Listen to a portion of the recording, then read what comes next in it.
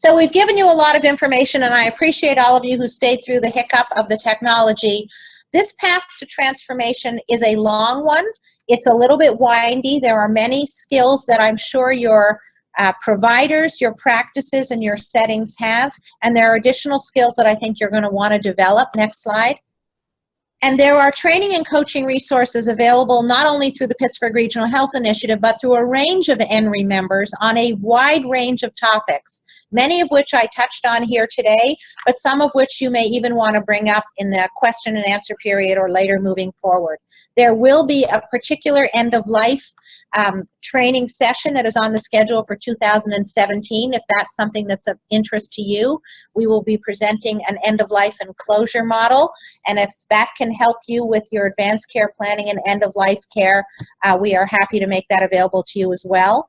We didn't touch on behavioral health issues, but they're a key component of the assessment of the complexity of care for patients. If you're dealing with patients who have a behavioral health issue, whether that's substance use, whether that's depression, or whether that's dementia, that's something that will confound whatever care plan you put in place for your facility or for post-discharge.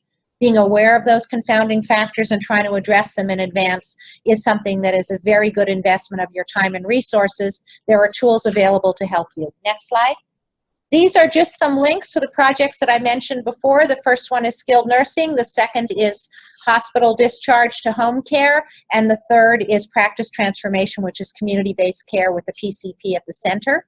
Next slide. Additional resources that we have available through our sites are available here, as well as resources to help you understand the CMS penalties that are coming forward. Next slide. And here are the links to the 4 models of transitions of care that I mentioned before. But again, you don't have to choose a particular model, but paying attention to the variety of elements within those models may get you to the exact same place.